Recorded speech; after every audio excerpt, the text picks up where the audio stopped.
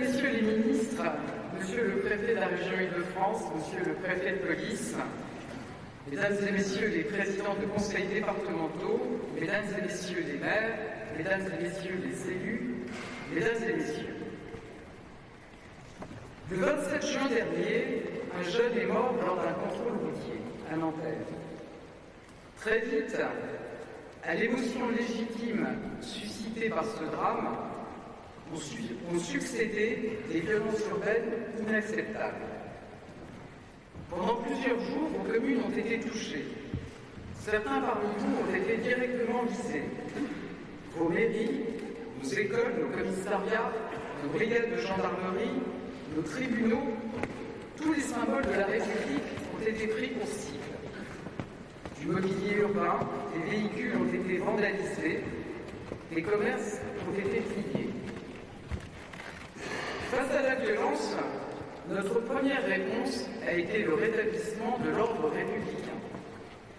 Grâce à l'action des policiers, des gendarmes, des policiers municipaux et à une réponse pénale rapide et ferme, plus de 2000 personnes ont été condamnées et l'ordre a pu être rétabli rapidement.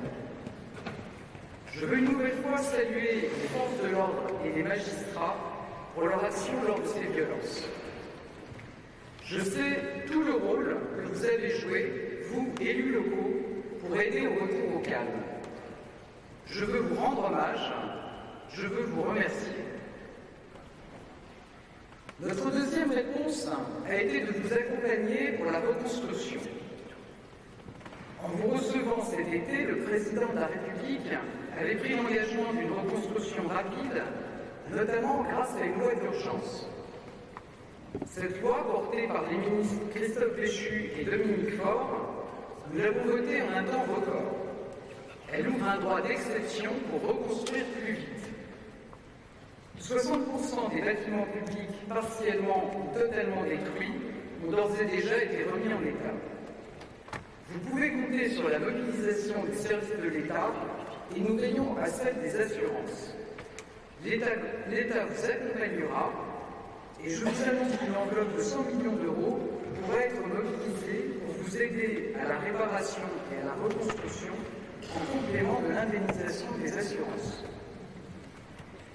Mesdames et Messieurs les élus, nous sommes à vos côtés. Les violences de juin ont profondément choqué les Français. Elles vous ont frappé de plein fouet. Alors nous devons collectivement tout mettre en œuvre pour qu'elles ne puissent pas se reproduire. Mesdames et Messieurs les maires, bâtir des réponses adaptées imposait d'abord un diagnostic précis et objectif de ce qui s'était passé. Ces violences ont concerné des communes diverses, vous en êtes le reflet, des communes de toute taille, pour certaines avec des quartiers prioritaires de la politique de la ville, pour d'autres non. Ensuite, en regardant le profil des émeutiers, plusieurs éléments ressortent. Les 3/4 des auteurs sont nés en France, un tiers n'a pas de diplôme, les jeunes issus de familles monoparentales sont fortement surreprésentés. Mais ce qui nous marque le plus, c'est la jeunesse des émeutiers. Un quart à peine des auteurs avaient plus de 25 ans, 1 sur 5 était encore lycéen. Ces constats nous interpellent, ils nous interrogent sur l'avenir de notre jeunesse et sur la force de notre pacte républicain. Ils illustrent l'inquiétante banalisation de la violence, le manque de cadres et de repères, et sans doute plus largement, une crise de l'autorité. Face à ces enjeux, nous devons agir collectivement. Ce mot « collectivement », je l'assume. C'est le cœur de mon message aujourd'hui. Certaines réponses viennent de l'État, d'autres peuvent venir des collectivités, des parents, des responsables associatifs. Toutes se construisent et se mettent en œuvre ensemble. Et c'est ensemble que nous apporterons des réponses de long terme, fermes, efficaces, adaptées. Mesdames et Messieurs les maires, pour bâtir nos réponses, nous avons choisi de prendre le temps de la réflexion et de la concertation plutôt que de réagir à chaud dans la précipitation. Nous sommes partis du terrain, partis de vos témoignages et de vos idées. Ainsi, le président de la République a eu l'occasion de vous rencontrer dès le mois de juillet. Un Conseil national de la refondation a permis d'entendre les propositions des élus, de la société civile, des chercheurs. J'ai échangé et j'échange régulièrement avec beaucoup d'entre vous. Et les ministres ont eu l'occasion de vous écouter, de vous consulter. Les réponses que nous vous présentons aujourd'hui avec mon gouvernement sont donc le fruit de nos concertations. La première attente que vous avez exprimée, c'est d'assurer la sécurité de nos concitoyens. Depuis 6 ans, nous avons augmenté les moyens du ministère de l'Intérieur à des niveaux sans précédent. Nous avons créé 10 000 postes de policiers et gendarmes lors du précédent quinquennat et 8 500 de plus seront créés d'ici 2027. Comme l'a annoncé le président de la République, nous avons créé 238 brigades de gendarmerie supplémentaires. Nous avons fait adopter la loi d'orientation et de programmation du ministère de l'Intérieur qui prévoit notamment le doublement de la présence des forces de l'ordre sur la voie publique d'ici 2030. Ensuite, cette présence accrue auprès de nos concitoyens sera un des leviers pour raffermir le lien entre police et population. Les émeutes de juin ont montré l'importance de cet enjeu, notamment vis-à-vis de notre jeunesse. Là encore, beaucoup d'entre vous nous en ont parlé. Les violences de cet été sont riches d'enseignements et de leçons sur notre organisation. Le ministre de l'Intérieur, Gérald Darmanin, y reviendra. De plus, au cours de nos échanges, il a souvent été question des polices municipales. Nous le savons, elles ont été extrêmement sollicitées et déterminantes au cours de la crise. Et je veux une fois de plus leur rendre hommage. Il est indispensable de mieux reconnaître leur rôle et de leur donner les moyens d'agir. Pour les maires qui le souhaitent, je vous propose de franchir une nouvelle étape dans le continuum de sécurité et de donner la possibilité aux polices municipales d'accomplir certains actes de police judiciaire. Ces pouvoirs s'exerceront naturellement sous le contrôle des parquets. Nous lancerons une concertation avec vous et les associations d'élus afin de bâtir un texte de loi. Les ministres Gérald Darmanin et Éric Dupond-Moretti y reviendront. Enfin, dans chacun de nos échanges, vous avez parlé du fléau que constitue le trafic de stupéfiants. C'est la matrice de toutes les délinquances et la cause de nombreuses violences. C'est un combat quotidien et je connais la mobilisation du ministre de l'Intérieur et de nos forces de l'ordre pour le livrer. C'est aussi un combat qui doit se mener contre la criminalité organisée et les réseaux internationaux. Nous sommes déterminés à agir à tous les niveaux. Aussi, je vous annonce que nous présenterons prochainement un nouveau plan national de lutte contre les stupéfiants. Le ministre de l'Intérieur y travaille en lien avec le ministre de la Justice et le ministre en charge des douanes. De plus, nous devons veiller à sanctionner rapidement les consommateurs de drogue. Les amendes forfaitaires sont une avancée importante, mais nous devons aller plus loin pour faciliter leur paiement immédiat et améliorer leur recouvrement. Conformément à la demande du président de la République, le ministre de l'Intérieur et le ministre en charge des comptes publics finalisent actuellement nos dispositifs pour assurer l'effectivité et la rapidité de la sanction. Mesdames et messieurs les maires, la deuxième attente dont vous nous avez fait part, c'est celle d'une réponse pénale exemplaire et du refus total de l'impunité. Cette nécessité, nous la partageons, et c'est notamment parce que la réponse pénale a été ferme et immédiate que nous avons pu rétablir l'ordre en quelques jours en juillet. Depuis 6 ans, nous avons considérablement augmenté les moyens de la justice pour la rendre plus accessible, plus rapide. Nous continuons avec la loi de programmation de la justice qui vient d'être votée et qui prévoit la création de 10 000 postes. Et d'ici 2027, 15 000 places de prison seront construites. Lors de ces émeutes, nous avons constaté qu'une grande partie des auteurs mineurs n'avaient jamais eu affaire à la justice. Il faut donc que nous élargissions notre palette de sanctions afin qu'aucun acte ne reste impuni. Il s'agit d'assurer une réponse ferme, effective et adaptée dès la première infraction. Le ministre de la Justice, Éric Dupond-Moretti, reviendra en détail sur les mesures, mais je tenais à en évoquer quelques-unes. D'abord, nous allons multiplier par 5 l'amende pour non-respect du couvre-feu en la portant à 750 €. Ensuite, nous allons proposer au Parlement de pouvoir placer des jeunes délinquants de manière obligatoire dans des unités éducatives de la protection judiciaire de la jeunesse. J'ajoute que dans certains cas, nous pouvons envisager un encadrement de jeunes délinquants par des militaires qui pourront notamment transmettre des valeurs de discipline et de dépassement de soi. Les expérimentations ont été lancées, il faut maintenant franchir une nouvelle étape. Le dispositif doit se déployer et s'étendre davantage sur le territoire. Face à la jeunesse des émeutiers, il faut aussi davantage responsabiliser les parents. Nous devons aider ceux qui en ont le plus besoin, j'y reviendrai, mais nous devons aussi agir face à la démission de certains devant les dérives de leurs enfants. Nous proposerons au Parlement que des stages de responsabilité parentale ou des peines de travaux d'intérêt général puissent être prononcées à l'encontre des parents qui se soustraient à leurs devoirs éducatifs. Nous allons aussi créer une contribution financière citoyenne et familiale que les mineurs et leurs parents devront payer à des associations de victimes. Le ministre Éric Dupond-Moretti y reviendra.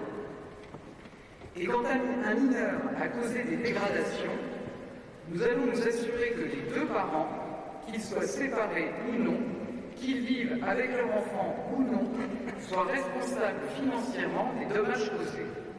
Personne ne doit pouvoir se dédouaner. Chacun est responsable devant la société. Ensuite, les émeutes de cet été ont montré le rôle clé joué par les réseaux sociaux pour encourager les violences et créer l'escalade. Avec le règlement européen DSA, nous disposons désormais d'outils puissants pour faire retirer des contenus violents en ligne.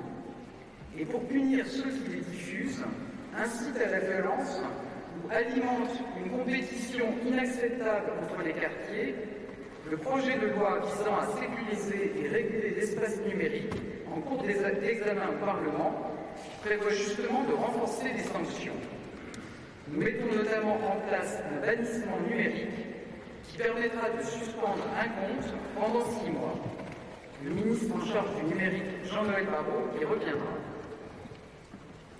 Mesdames et messieurs les maires, la troisième attente dont vous nous avez fait part, c'est un accompagnement renforcé des familles et des jeunes. D'abord, le soutien aux parents est essentiel. De nombreux dispositifs sont portés par l'État, les conseils départementaux, les communes et les CAF. Cependant, vous nous l'avez dit, ces réponses sont encore souvent mal connues et insuffisamment coordonnées. Pour y remédier, la ministre des Solidarités et des Familles, Aurore Bergé, va lancer une concertation visant à favoriser les synergies, donner de la visibilité à des dispositifs souvent trop complexes et gagner en efficacité. Nous devons mieux accompagner les parents face aux difficultés qu'ils peuvent rencontrer au moment clé de la vie de leur enfant. La ministre y reviendra. Ensuite, nous devons améliorer la prise en charge des jeunes. Afin de limiter au maximum les temps pendant lesquels les enfants sont livrés à eux-mêmes, les caisses d'allocation familiale donneront aux communes les moyens nécessaires pour étendre les horaires d'accueil en centre de loisirs le matin ou le soir. De plus, vous nous l'avez dit, il faut accroître la présence d'adultes qui peuvent être des repères et des référents dans les quartiers. En lien avec les élus et les associations, nous voulons renforcer la médiation sociale. Nous partageons notamment la volonté de professionnaliser les parcours et de mieux former. Plus globalement, vous avez souligné l'importance de la prévention de la délinquance. Des mécanismes existent déjà dans vos communes en lien avec la justice. Je pense au rappel à l'ordre des mineurs ou au Conseil des droits et devoirs des familles. Nous devons nous appuyer sur vos initiatives et vos idées. Cela nourrira la nouvelle stratégie nationale de prévention de la délinquance qui sera présentée début 2024. Bien sûr, l'école a aussi un rôle capital à jouer. Nous devons rendre à l'école et aux enseignants leur autorité. Nous devons tout mettre en œuvre pour éviter le décrochage scolaire. Le temps de l'école est un temps précieux qui doit être utilisé pleinement jusqu'à la fin de l'année. C'est le sens, à la demande du Président de la République, de la reconquête du mois de juin pour les collégiens et les lycéens. C'est aussi notre objectif en proposant d'ouvrir les écoles quelques jours en août avant la rentrée, notamment pour les élèves en difficulté. L'école, c'est aussi la formation du citoyen. C'est pourquoi nous doublerons le nombre d'heures d'enseignement moral et civique au collège. J'ajoute que l'internat peut être une solution pour donner un autre cadre aux jeunes et leur permettre de suivre au mieux leur scolarité, mais aussi une solution pour accompagner les familles. Je pense notamment aux mères seules qui ont parfois des difficultés avec leurs enfants. Nous voulons aider ces familles. C'est pourquoi pour les élèves boursiers concernés, je vous annonce que l'hébergement en internat pourra désormais être intégralement pris en charge. De plus, je reste convaincu que notre jeunesse a besoin de mieux se connaître et de faire nation. C'est précisément le rôle du service national universel, avec la secrétaire d'État chargée de la jeunesse et du SNU, Prisca Thévenot. Sa montée en puissance continue et 80 000 jeunes seront accueillis cette année. Le Président de la République aura prochainement l'occasion de s'exprimer sur le sujet. Je crois également que nous devons continuer à conduire les jeunes sur le chemin de la formation et de l'insertion. Pour y parvenir, nous allons ouvrir de nouveaux EPID dans les territoires où le taux de chômage est particulièrement élevé, en particulier les quartiers prioritaires de la politique de la ville. La ministre chargée de l'enseignement et de la formation professionnelle, Carole Grandjean, est pleinement mobilisée. Enfin, je connais comme vous la situation de certains quartiers où tous les défis sécuritaires, sociaux, familiaux et éducatifs semblent s'additionner. Dans ces quartiers, nous devons avoir une réponse forte et globale. C'est le sens de la force d'action républicaine proposée par le Président de la République lors de la campagne électorale. Son objectif sera de concentrer dans un quartier tous les efforts de l'État à vos côtés pendant plusieurs mois. À partir d'un diagnostic commun, nous déploierons des moyens pour traiter les difficultés que les populations rencontrent en matière de sécurité, mais aussi pour des réponses judiciaires, éducatives ou sociales. Nous proposerons des solutions à la carte et adaptées à vos territoires. Je vous annonce que le premier déploiement de cette force d'action républicaine se fera d'ici la fin de l'année dans les communes de Besançon, Valence et Maubeuge. Mesdames et messieurs les maires, je l'ai dit, la diversité de vos communes le montre. La réponse aux émeutes dépasse largement la question des quartiers et des banlieues. Avec vous, c'est à la perte de repères et à la crise de l'autorité que nous voulons apporter des réponses. Mais bien sûr, tous les territoires ne sont pas égaux face aux difficultés. La politique de la ville n'est pas le seul vecteur des solutions, mais elle est l'un d'entre eux. C'est pourquoi je réunirai demain un comité interministériel à la ville pour dessiner de nouvelles perspectives pour nos quartiers. Mesdames et messieurs les maires, c'est ici, dans le grand amphithéâtre de la Sorbonne, que j'ai choisi de vous présenter nos propositions. Ce choix n'a rien d'un hasard. La Sorbonne, c'est notre histoire, c'est l'éducation, c'est la jeunesse. Cette jeunesse de France pour laquelle nous devons toutes et tous agir. Une jeunesse qui évolue dans une société où la violence est banalisée et les cadres flous. Mais une jeunesse qui ne se résigne pas et qui veut prendre son destin en main. Face aux difficultés, vous incarnez les actions concrètes et les solutions du quotidien. Vous êtes les visages d'une France qui agit et ne baisse jamais les bras. Autour du président de la République et avec mon gouvernement, c'est également le chemin que je prends. Je ne céderai jamais au discours défaitiste. Même face aux défis les plus complexes, même face aux événements les plus graves, nous n'abandonnerons pas. Nous ne renoncerons pas sur le chemin de l'exigence républicaine et de la cohésion nationale. Les mesures dont je viens de vous faire part en sont la preuve. Avec vous, nous continuons à agir, nous relèverons les défis à venir ensemble, dans un esprit de responsabilité partagée. Comme vous, j'en suis convaincu, la France et les Français ont tout pour réussir. Nous serons à la hauteur. Vive la République, vive la France.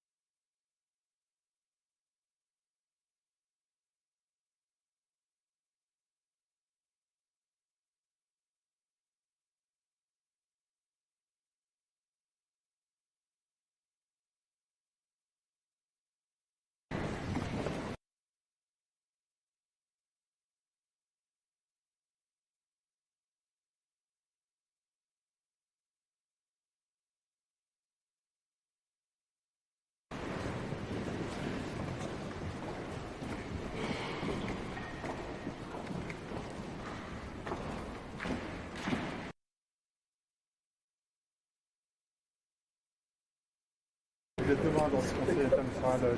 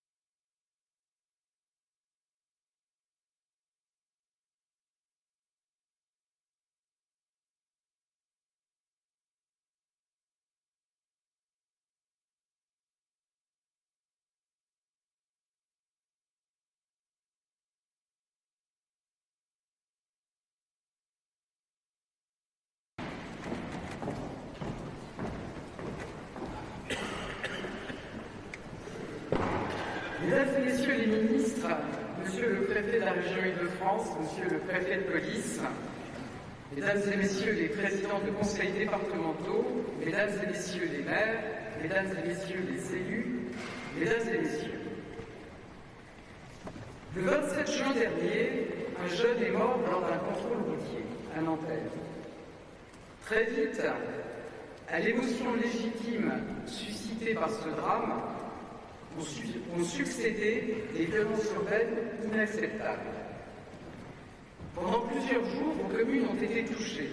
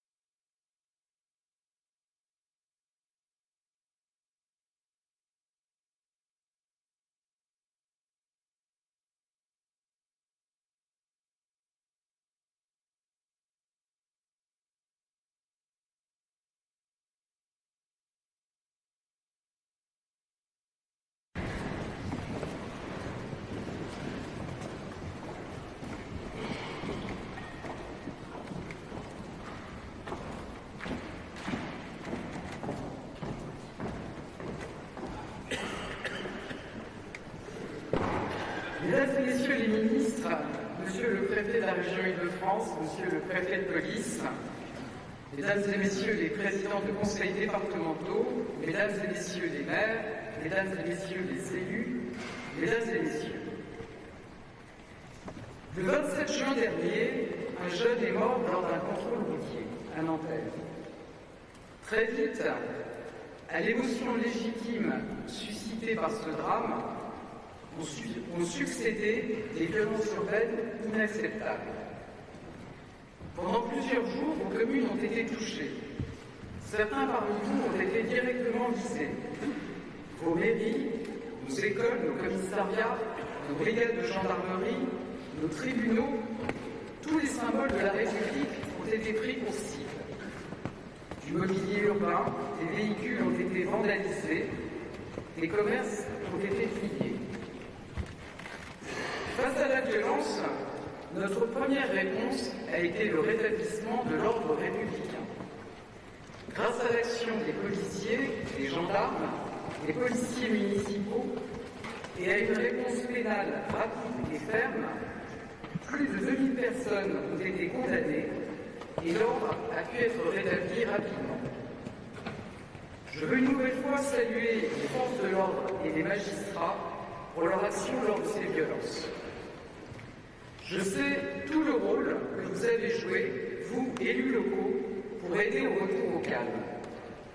Je veux vous rendre hommage, je veux vous remercier. Notre deuxième réponse a été de vous accompagner pour la reconstruction. En vous recevant cet été, le président de la République avait pris l'engagement d'une reconstruction rapide, notamment grâce à une loi d'urgence.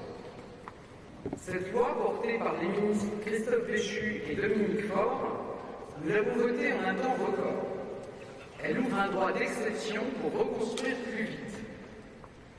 60% des bâtiments publics partiellement ou totalement détruits ont d'ores et déjà été remis en état.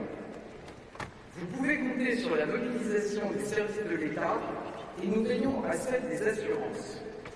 L'État vous accompagnera et je vous annonce qu'une enveloppe de 100 millions d'euros pourrait être mobilisée pour vous aider à la réparation et à la reconstruction en complément de l'indemnisation des assurances. Mesdames et messieurs les élus, nous sommes à vos côtés. Les violences de juin ont profondément choqué les Français. Elles vous ont frappé de plein fouet. Alors nous devons collectivement tout mettre en œuvre pour qu'elles ne puissent pas se reproduire. Mesdames et messieurs les maires, bâtir des réponses adaptées imposait d'abord un diagnostic précis et objectif de ce qui s'était passé. Ces violences ont concerné des communes diverses, vous en êtes le reflet, des communes de toute taille, pour certaines avec des quartiers prioritaires de la politique de la ville, pour d'autres non. Ensuite, en regardant le profil des émeutiers, plusieurs éléments ressortent. Les 3/4 des auteurs sont nés en France, un tiers n'a pas de diplôme, les jeunes issus de familles monoparentales sont fortement surreprésentés. Mais ce qui nous marque le plus, c'est la jeunesse des émeutiers. Un quart à peine des auteurs avaient plus de 25 ans, 1 sur 5 était encore lycéen. Ces constats nous interpellent, ils nous interrogent sur l'avenir de notre jeunesse et sur la force de notre pacte républicain. Ils illustrent l'inquiétante banalisation de la violence, le manque de cadres et de repères, et sans doute plus largement une crise de l'autorité. Face à ces enjeux, nous devons agir collectivement. Ce mot « collectivement », je l'assume. C'est le cœur de mon message aujourd'hui. Certaines réponses viennent de l'État, d'autres peuvent venir des collectivités, des parents, des responsables associatifs. Toutes se construisent et se mettent en œuvre ensemble. Et c'est ensemble que nous apporterons des réponses de long terme, fermes, efficaces, adaptées. Mesdames et messieurs les maires, pour bâtir nos réponses, nous avons choisi de prendre le temps de la réflexion et de la concertation plutôt que de réagir à chaud dans la précipitation. Nous sommes partis du terrain, partis de vos témoignages et de vos idées. Ainsi, le président de la République a eu l'occasion de vous rencontrer dès le mois de juillet. Un Conseil national de la refondation a permis d'entendre les propositions des élus, de la société civile, des chercheurs. J'ai échangé et j'échange régulièrement avec beaucoup d'entre vous. Et les ministres ont eu l'occasion de vous écouter, de vous consulter. Les réponses que nous vous présentons aujourd'hui avec mon gouvernement sont donc le fruit de nos concertations. La première attente que vous avez exprimée, c'est d'assurer la sécurité de nos concitoyens. Depuis 6 ans, nous avons augmenté les moyens du ministère de l'Intérieur à des niveaux sans précédent. Nous avons créé 10 000 postes de policiers et gendarmes lors du précédent quinquennat et 8 500 de plus seront créés d'ici 2027. Comme l'a annoncé le président de la République, nous avons créé 238 brigades de gendarmerie supplémentaires.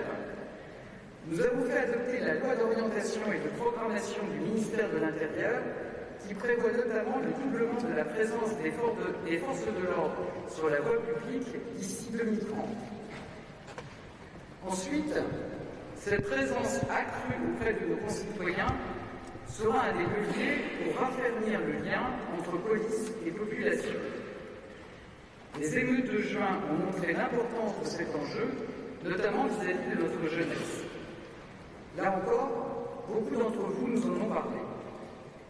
Les violences de cet été sont riches d'enseignements et de leçons sur notre organisation.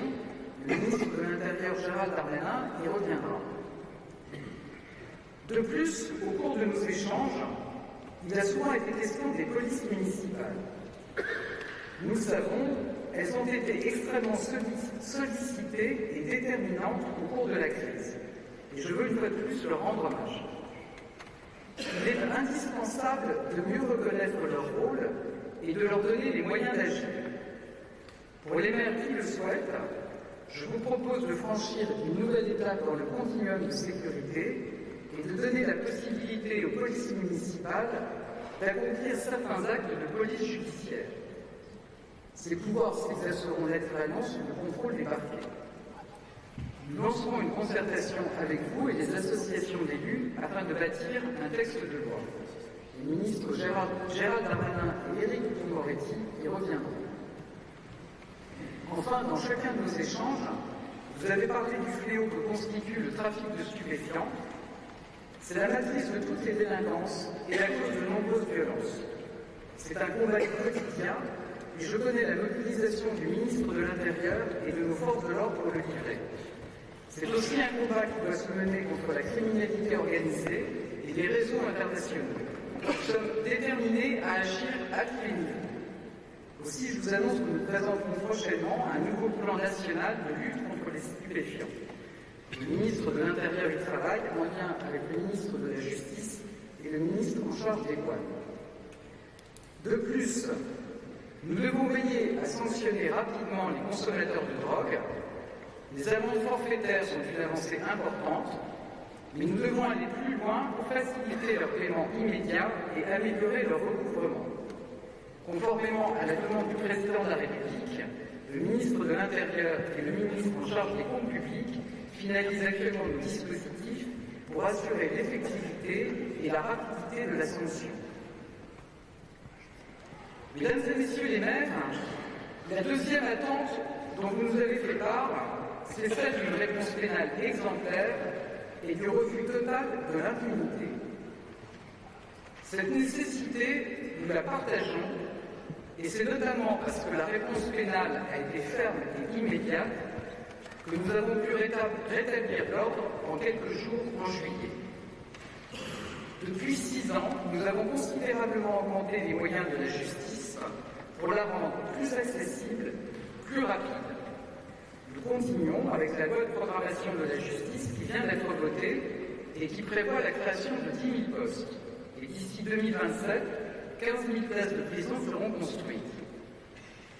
Lors de ces émeutes, nous avons constaté qu'une grande partie des auteurs mineurs n'avaient jamais eu affaire à la justice. Il faut donc que nous élargissions notre palette de sanctions afin qu'aucun acte ne reste impuni. Il s'agit d'assurer une réponse ferme, effective et adaptée dès la première infraction. Le ministre de la Justice, Éric Dupond-Moretti, reviendra en détail sur les mesures, et je tenais à en évoquer quelques-unes. D'abord, nous allons multiplier par 5 l'amende pour non-respect du couvre-feu en la portant à 750 €. Ensuite, nous allons proposer au Parlement de pouvoir placer des jeunes délinquants de manière obligatoire dans des unités éducatives de la protection judiciaire de la jeunesse. J'ajoute que dans certains cas, nous pouvons envisager un encadrement de jeunes délinquants par des militaires qui pourront notamment transmettre des valeurs de discipline et de dépassement de soi.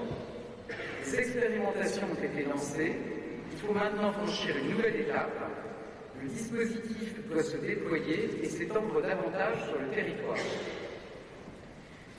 Face à la jeunesse des émeutiers, il faut aussi davantage responsabiliser les parents.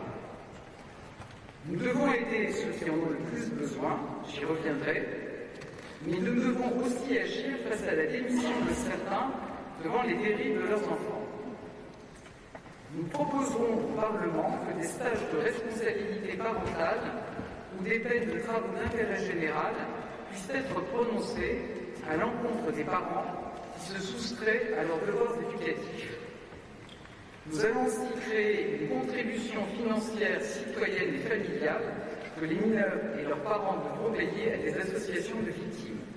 Le ministre Éric Dupond-Moretti y reviendra. Et quand un mineur a causé des dégradations, nous allons nous assurer que les 2 parents, qu'ils soient séparés ou non, qu'ils vivent avec leur enfant ou non, soient responsables financièrement des dommages causés. Personne ne doit pouvoir se dédouaner. Chacun est responsable devant la société.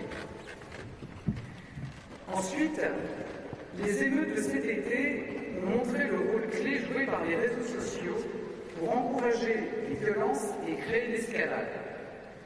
Avec le règlement européen DSA, nous disposons désormais d'outils puissants pour faire retirer des contenus violents en ligne. Et pour punir ceux qui les diffusent, incitent à la violence ou alimentent une compétition inacceptable entre les quartiers, le projet de loi visant à sécuriser et réguler l'espace numérique en cours d'examen au Parlement prévoit justement de renforcer les sanctions. Nous mettons notamment en place un bannissement numérique qui permettra de suspendre un compte pendant 6 mois. Le ministre en charge du numérique, Jean-Noël Barrot, y reviendra. Mesdames et messieurs les maires, la troisième attente dont vous nous avez fait part, c'est un accompagnement renforcé des familles et des jeunes. D'abord, le soutien aux parents est essentiel. De nombreux dispositifs sont portés par l'État, les conseils départementaux, les communes et les CAF. Cependant, vous nous l'avez dit, ces réponses sont encore souvent mal connues et insuffisamment coordonnées. Pour y remédier, la ministre des Solidarités et des Familles, Aurore Berger, va lancer une concertation visant à favoriser les synergies, donner de la visibilité à nos dispositifs souvent trop complexes et gagner en efficacité. Nous devons mieux accompagner les parents face aux difficultés qu'ils peuvent rencontrer au moment clé de la vie de leur enfant. La ministre y reviendra. Ensuite, nous devons améliorer la prise en charge des jeunes. Afin de limiter au maximum les temps pendant lesquels les enfants sont livrés à eux-mêmes, les caisses d'allocation familiale donneront aux communes les moyens nécessaires pour étendre les horaires d'accueil en centre de loisirs le matin ou le soir.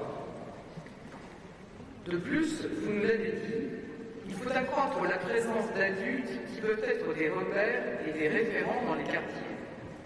En lien avec les élus et les associations, nous voulons renforcer la médiation sociale. Nous partageons notamment la volonté de professionnaliser les parcours et de mieux former. Plus globalement, vous avez souligné l'importance de la prévention de la délinquance. Des mécanismes existent déjà dans vos communes en lien avec la justice. Je pense au rappel à l'ordre des mineurs ou au Conseil des droits et devoirs des familles. Nous devons nous appuyer sur vos initiatives et vos idées. Cela nourrira la nouvelle stratégie nationale de prévention de la délinquance qui sera présentée début 2024. Bien sûr, l'école a aussi un rôle capital à jouer. Nous devons rendre à l'école et aux enseignants leur autorité. Nous devons tout mettre en œuvre pour éviter le décrochage scolaire. Le temps de l'école est un temps précieux qui doit être utilisé pleinement jusqu'à la fin de l'année. C'est le sens, à la demande du président de la République, de la reconquête du mois de juin pour les collégiens et les lycéens. C'est aussi notre objectif en proposant d'ouvrir les écoles quelques jours en août avant la rentrée, notamment pour les élèves en difficulté. L'école, c'est aussi la formation du citoyen. C'est pourquoi nous doublerons le nombre d'heures d'enseignement moral et civique au collège. J'ajoute que l'internat peut être une solution pour donner un autre cadre aux jeunes et leur permettre de suivre au mieux leur scolarité, mais aussi une solution pour accompagner les familles. Je pense notamment aux mères seules qui ont parfois des difficultés avec leurs enfants. Nous voulons aider ces familles. C'est pourquoi pour les élèves boursiers concernés, je vous annonce que l'hébergement en internat pourra désormais être intégralement pris en charge. De plus, je reste convaincu que notre jeunesse a besoin de mieux se connaître et de faire nation. C'est précisément le rôle du service national universel, avec la secrétaire d'État chargée de la jeunesse et du SNU, Prisca Thévenot. Sa montée en puissance continue et 80 000 jeunes seront accueillis cette année. Le président de la République aura prochainement l'occasion de s'exprimer sur le sujet. Je crois également que nous devons continuer à conduire les jeunes sur le chemin de la formation et de l'insertion. Pour y parvenir, nous allons ouvrir de nouveaux équipes dans les territoires où le taux de chômage est particulièrement élevé, en particulier les quartiers prioritaires de la politique de la ville. La ministre chargée de l'enseignement et de la formation professionnelle, Carole Grandjean, est pleinement mobilisée. Enfin, je connais comme vous la situation de certains quartiers où tous les défis sécuritaires, sociaux, familiaux et éducatifs semblent s'additionner. Dans ces quartiers, nous devons avoir une réponse forte et globale. C'est le sens de la force d'action républicaine proposée par le président de la République lors de la campagne électorale. Son objectif sera de concentrer dans un quartier tous les efforts de l'État à vos côtés pendant plusieurs mois. À partir d'un diagnostic commun, nous déploierons les moyens pour traiter les difficultés que les populations rencontrent en matière de sécurité, mais aussi pour des réponses judiciaires, éducatives ou sociales. Nous proposerons des solutions à la carte et adaptées à vos territoires. Je vous annonce que le premier déploiement de cette force d'action républicaine se fera d'ici la fin de l'année dans les communes de Besançon, Valence et Maubeuge. Mesdames et messieurs les maires, je l'ai dit, la diversité de vos communes le montre. La réponse aux émeutes dépasse largement la question des quartiers et des banlieues. Avec vous, c'est à la perte de repères et à la crise de l'autorité que nous voulons apporter des réponses. Et bien sûr, tous les territoires ne sont pas égaux face aux difficultés. La politique de la ville n'est pas le seul vecteur des solutions, mais elle est l'un d'entre eux. C'est pourquoi je réunirai demain un comité interministériel à la ville pour dessiner de nouvelles perspectives pour nos quartiers. Mesdames et messieurs les maires, c'est ici, dans le grand amphithéâtre de la Sorbonne, que j'ai choisi de vous présenter nos propositions. Ce choix n'a rien d'un hasard. La Sorbonne, c'est notre histoire, c'est l'éducation, c'est la jeunesse. Cette jeunesse de France pour laquelle nous devons toutes et tous agir. Une jeunesse qui évolue dans une société où la violence est banalisée et les cadres flous. Mais une jeunesse qui ne se résigne pas et qui veut prendre son destin en main. Face aux difficultés, vous incarnez les actions concrètes et les solutions du quotidien. Vous êtes les visages d'une France qui agit et ne baisse jamais les bras. Autour du président de la République et avec mon gouvernement, c'est également le chemin que je prends. Je ne céderai jamais au discours défaitiste. Même face aux défis les plus complexes, même face aux événements les plus graves, nous n'abandonnerons pas. Nous ne renoncerons pas sur le chemin de l'exigence républicaine et de la cohésion nationale. Les mesures dont je viens de vous faire part sont la preuve. Avec vous, nous continuons à agir, nous relèverons les défis à venir ensemble, dans un esprit de responsabilité partagée. Comme vous, j'en suis convaincu, la France et les Français ont tout pour réussir, nous serons à la hauteur. Vive la République, vive la France.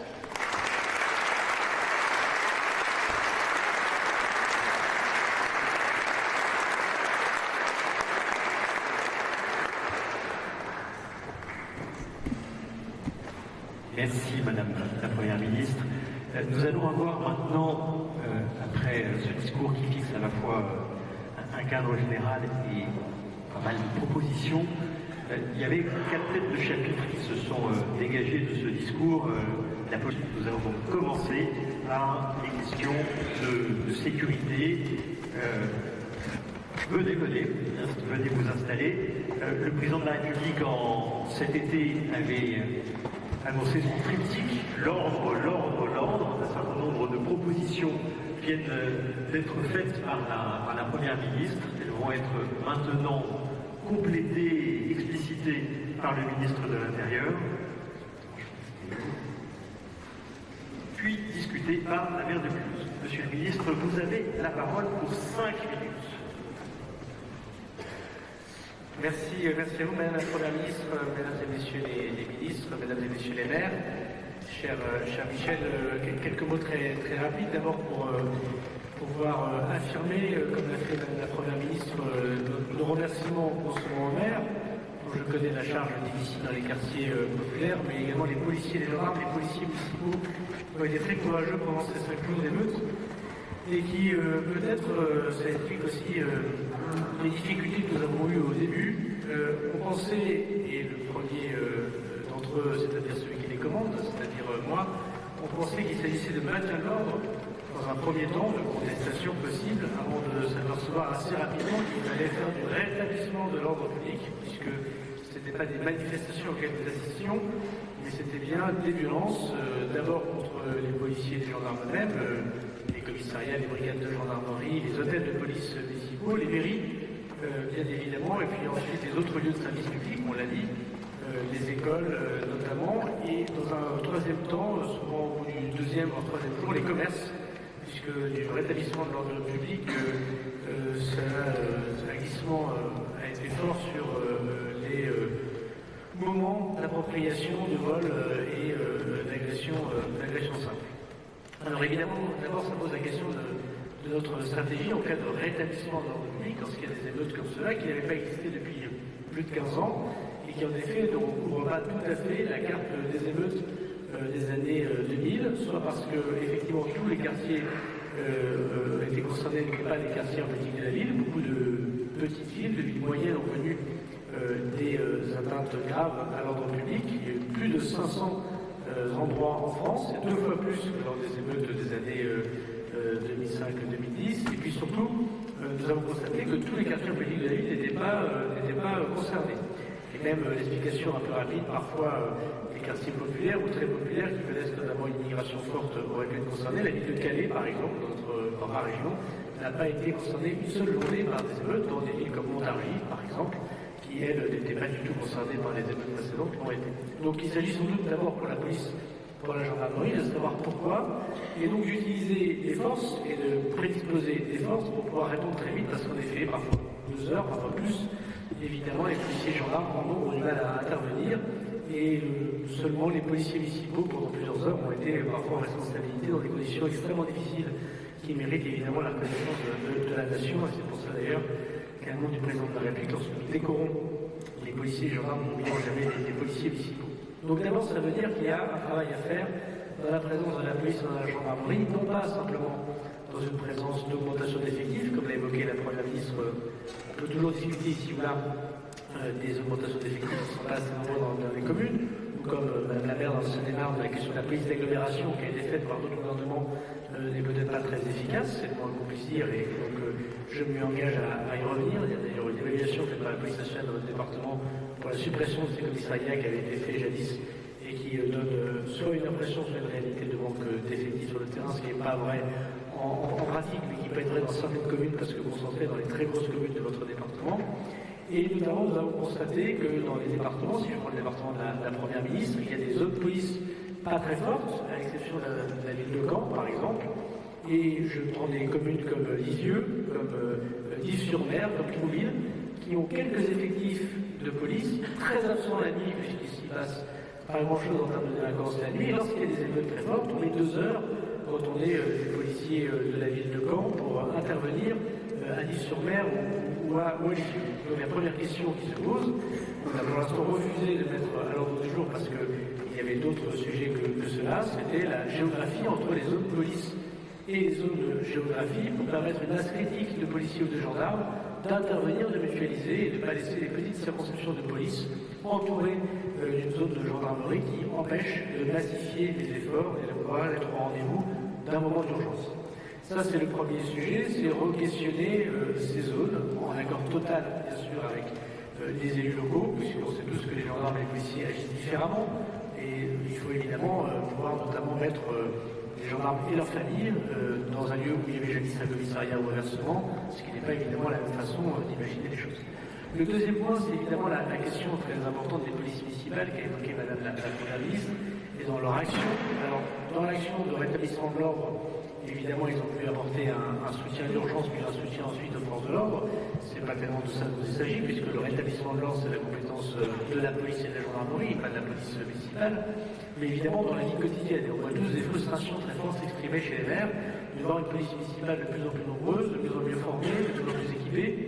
Vous y mettez beaucoup de moyens, et avec des pouvoirs limités qui savent l'autorité du maire, qui a du mal à faire appliquer ses arrêtés, l'autorité des hommes ou des femmes en bleu, parce que pour le délinquant, quand l'on soit un uniforme de policiers nationaux ou un uniforme de policiers municipaux, notamment pour les plus jeunes, l'autorité évidemment est normalement la même, alors qu'elle n'est pas la même dans la concrétisation de ce qu'ils peuvent faire. Alors le gouvernement avait essayé de nous entendre voilà 2 ans, puisqu'à la demande du président de la République, nous avons défendu une loi qui s'appelait Sécurité globale, qui prévoyait de confier aux polices municipales des pouvoirs de police judiciaire dans des conditions exceptionnelles. On avait prévu une expérimentation dans certaines communes avec plus d'1 policiers municipaux dont un chef de police pour 3 ans. Et malgré tout ça, le Conseil constitutionnel très clairement nous l'a censuré, considérant que le pouvoir de police judiciaire, même petit, même celui qui consiste à mettre une amende forfaitaire délictuelle, même celui qui consiste à rechercher dans un fichier la voiture de quelqu'un, devait être fait sous l'autorité du procureur de la République, puisque le ministre de l'Intérieur,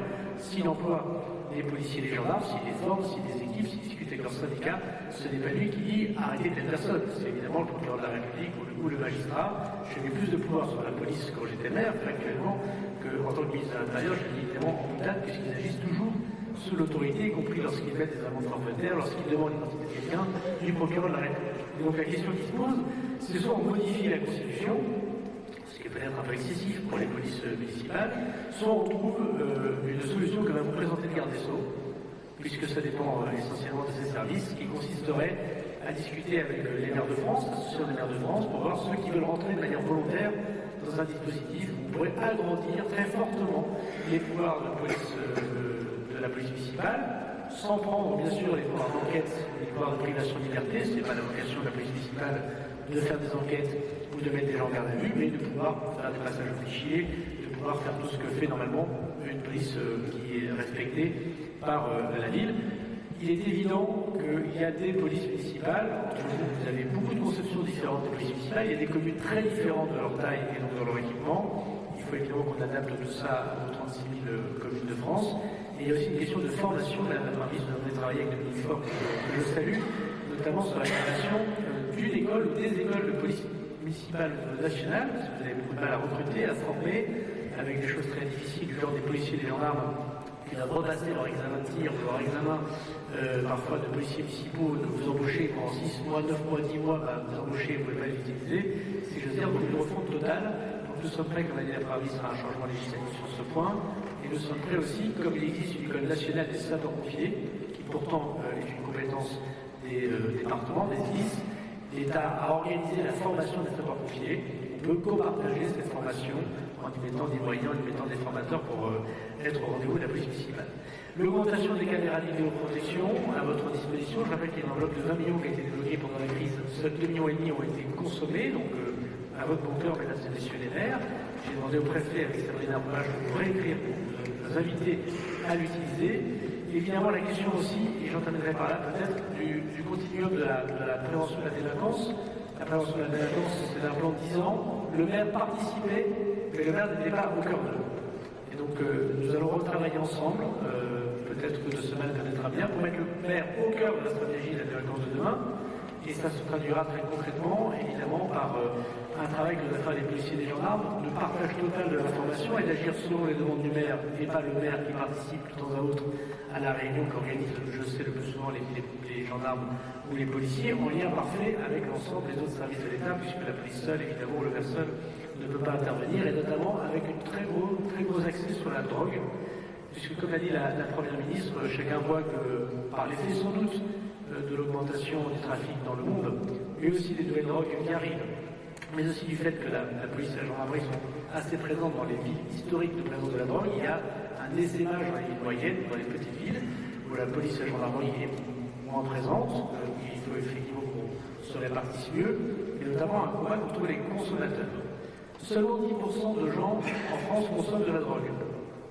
Seulement 10% de gens en France consomment de la drogue au moins une fois par an. Cependant, le consommateur fait naître l'offre. S'il n'y avait pas de consommateurs, il n'y aurait pas d'offre. Comme dirait Coluche, il suffit que ça ne se vende plus pour que ça ne s'achète pas. Et donc il faut effectivement lutter contre la consommation. Nous avons trouvé une arme qui est l'amende forfaitaire délictuelle, qui aujourd'hui est efficace. Il y a des limites de recouvrement. Donc nous travaillons au fait qu'on puisse saisir demain, quand quelqu'un n'a pas d'argent sur lui, l'argent liquide qu'il a, ou le matériel qu'il a qui peut permettre de payer cette amende in situ. Un décret est en cours de préparation à se faire en quelques semaines. que les policiers gendarmes et les terminaux et demain les policiers municipaux pourront prendre comme en Belgique, pour ceux qui sont proches de la frontière, ou en Espagne, pour ceux qui sont proches de notre frontière, pour prendre directement le paiement. Et puis troisièmement, le recouvrement direct sur saisie, sur salaire, sur compte de ces amendes pour pouvoir recouvrer effectivement ces amendes. Et puis d'autres questions se posent, auxquelles le président nous a demandé de travailler avec le garde des Sceaux.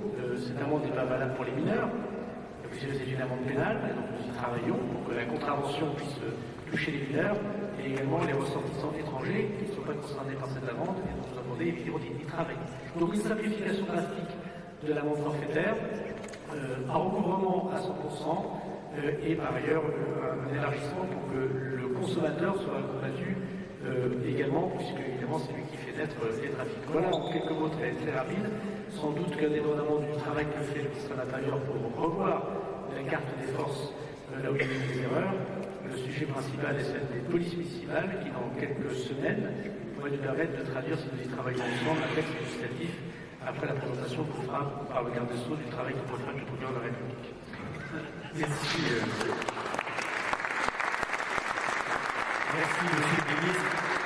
Sur les polices municipales, la Première ministre demi d'ouverture a lancé la balle au ministre de l'Intérieur, qui vient lui-même de lancer, je ne sais pas si c'est aux trois quarts, Éric Dupond-Moretti, le ballon. Vous avez la chance, Madame le maire, de pouvoir intercepter le ballon là, entre les deux, et donc sur la police municipale et sur le reste d'ailleurs, si vous voulez réagir. Vous avez maintenant la parole. Je disais tout à l'heure que la mission consistait à faire entrer un très très gros étronneau dans une très petite valise.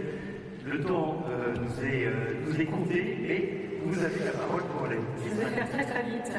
Madame la Première ministre, Mesdames et Messieurs les ministres, chers collègues, Mesdames et Messieurs, bien sûr, j'ai été très attentive à toutes les annonces qui ont été faites d'abord par Madame la Première ministre, Monsieur le ministre de l'Intérieur, et j'attends avec impatience, bien sûr, les annonces de Monsieur le garde des Sceaux. Alors c'est vrai, peut-être juste rapidement, on parle beaucoup de toutes les mesures qu'il faut prendre, mais parlons peut-être aussi des bonnes pratiques qui existent déjà, parce que celles-là, on les oublie quelquefois. Et en fait, à Mulhouse, ville de 110 000 habitants, tous les quartiers en quartier prioritaire politique de la ville, quasiment, situation transfrontalière, avec tous les trafics également internationaux de stupéfiants qui gangrènent vraiment nos quartiers. Mais moi, j'aimerais vous parler de bonnes pratiques que nous avons décidé de mettre en place. Parce que le tout, c'est de ne pas critiquer. Je n'aime pas toujours être dans la critique, parce que je pense qu'on est là aussi pour faire des propositions, et on peut les faire de façon positive.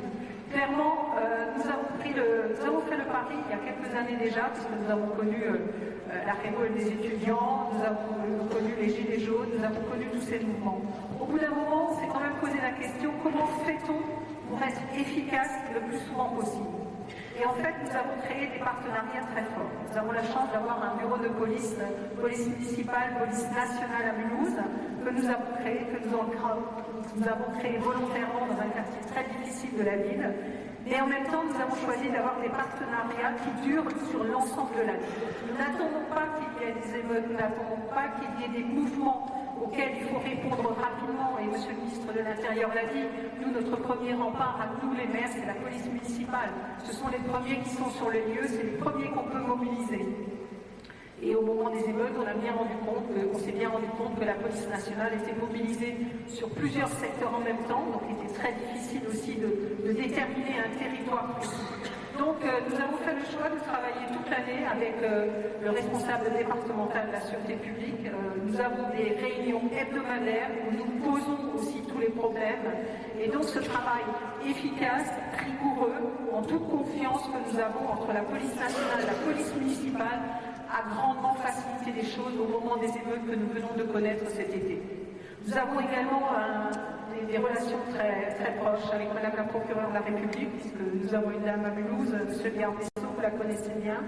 Nous avons également des relations très étroites avec les sapeurs-pompiers, avec toutes les personnes qui interviennent au moment où il se passe des drames sur notre territoire. Et j'ai vraiment souhaité parler de ces bonnes pratiques, parce qu'il y en a aussi. Je ne suis pas le seul maire. Je sais que dans cette salle, il y a beaucoup de maires qui ont été dans cette démarche-là.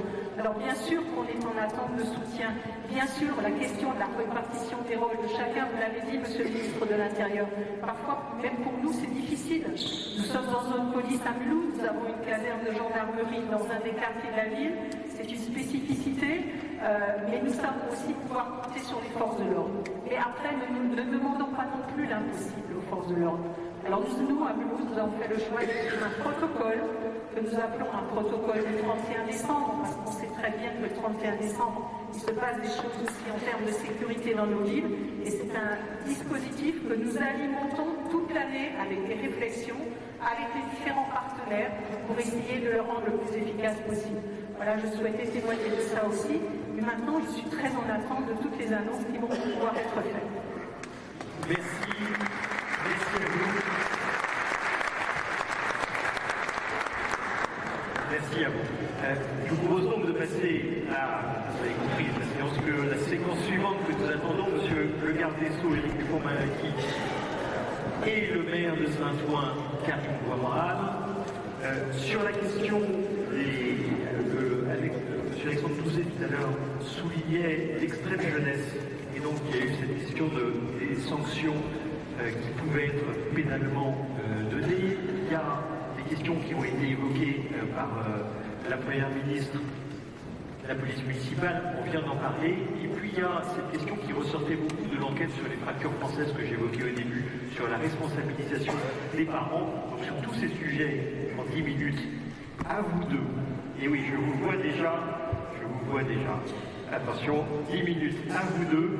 Je vais essayer d'être équitable avec Karim Ouattara comme avec les autres maires, même si, je dois dire, je vais devoir me surveiller parce que Karim Ouattara est mon maire, parce que je suis habitant de Saint-Ouen. Monsieur le garde des Sceaux, vous avez la parole pour 5 minutes.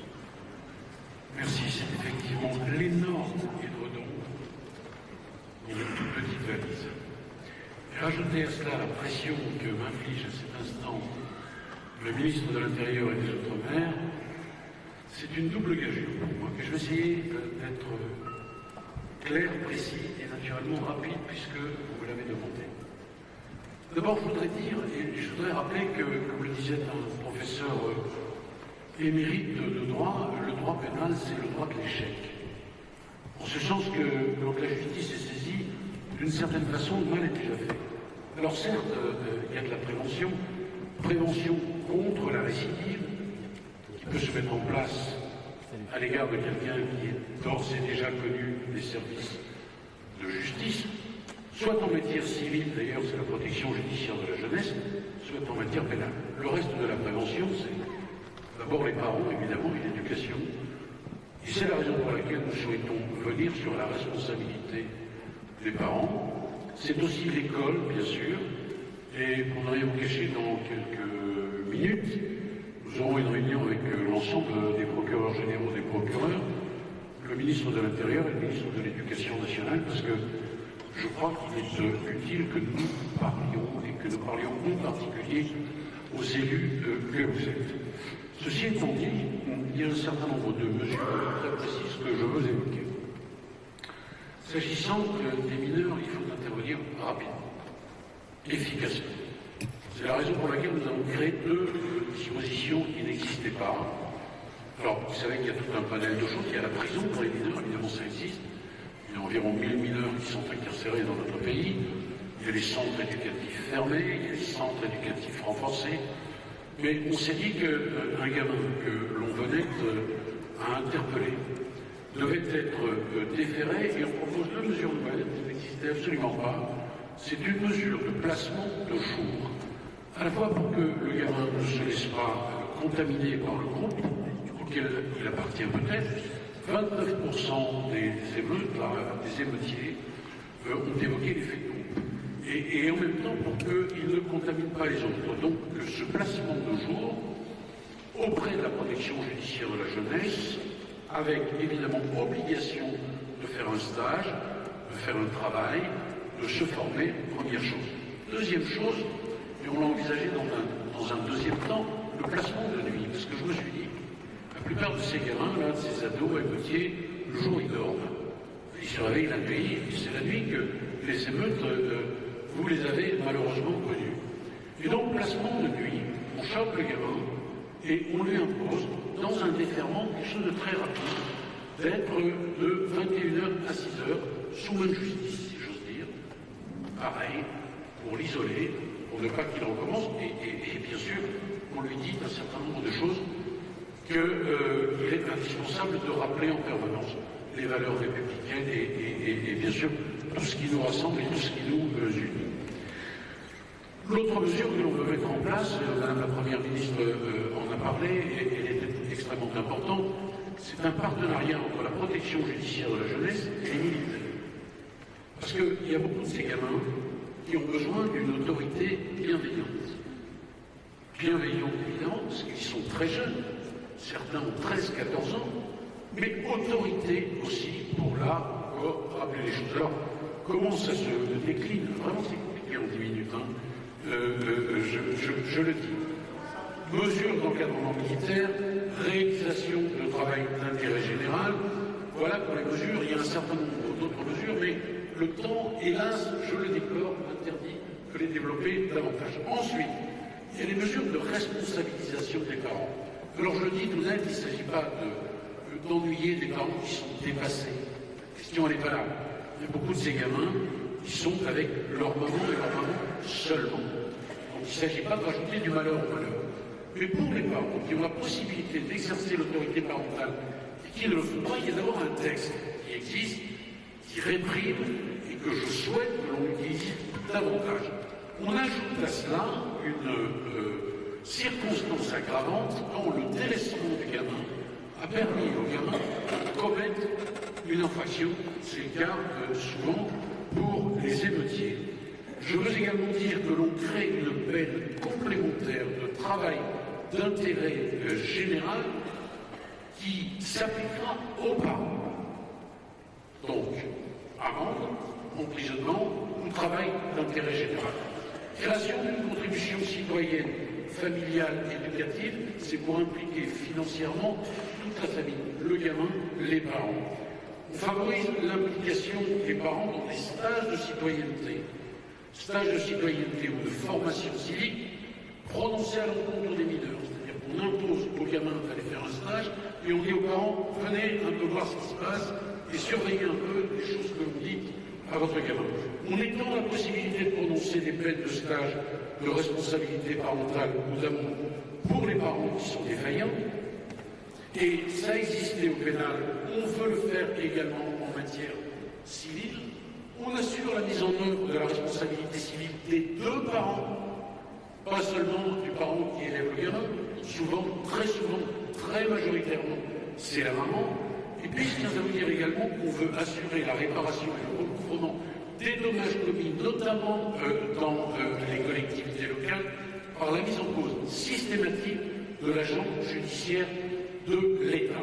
Ensuite, là je vais très vite, je veux que l'on renforce encore considérablement la relation que vous devez avoir avec les procureurs et que les procureurs doivent avoir avec vous.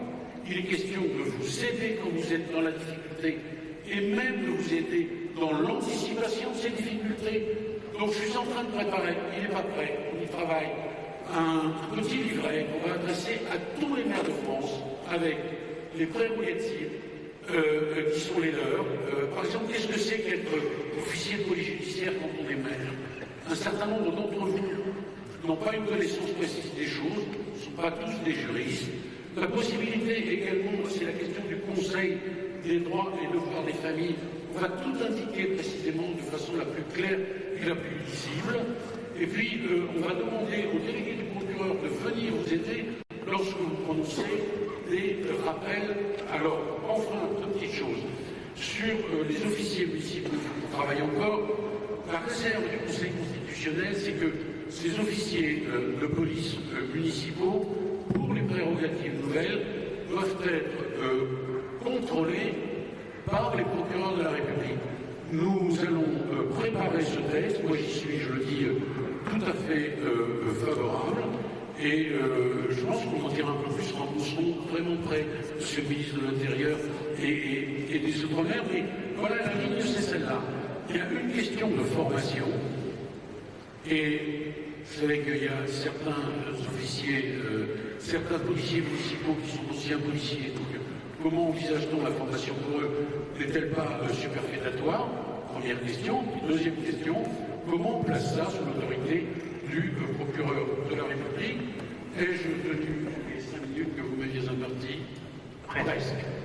Presque. Vous disiez tout